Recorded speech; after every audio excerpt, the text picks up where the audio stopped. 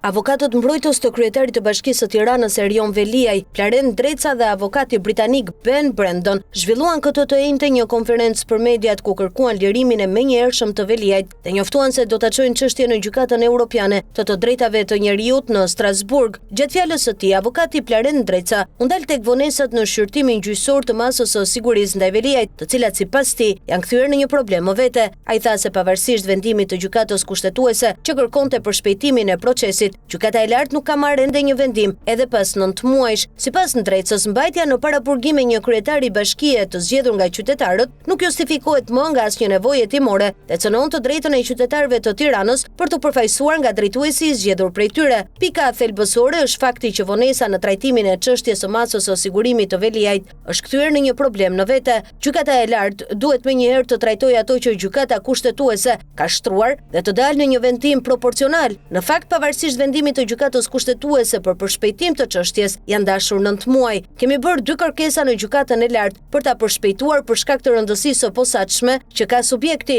personi e përsëris një kryetar bashkie i zgjedhur në detyrë, në kushte kur nuk ka më asnjë rrethan dhe shkak të mbahet në arrest me burg, ai ka të drejtë të ushtrojë detyrën e tij, ashtu si qytetarët e Tiranës kanë të drejtë të kenë kryetarin e tyre, u shpreh Dreca. Nga ana tjetër, avokati britanik Ben Brandon deklaroi se për më shumë se 14 muaj nuk i është lejuar të takohet me klientin e tij. Ai bëri të ditur se mbrojtja po përgatit aplikimin në Gjykatën e të drejtave të njerëzit në Strasburg, duke argumentuar se pamundësia për të komunikuar me avokatët e zgjedhur përbën shkelje të standardeve ndërkombëtare të drejtësisë. Brandon e cilsoi gjithashtu masën e arrestit si të panevojshme dhe jo proporcionale, duke kërkuar ndërprerjen e menjëhershme të saj. Ne jemi përfaqësuesit ligjor ndërkombëtar të zotit Veliaj. E kuptojmë që kjo është një çështje me rëndësi të madhe për vendin tuaj. Jemi këtu për ta asistuar Veliaj në aplikimin e tij në Gjykatën Evropiane të drejtave të njerëzit në Strasburg. Për më shumë se 14 muaj, na është mohuar e drejta për të takuar klientin ton. Kjo është e papranueshme.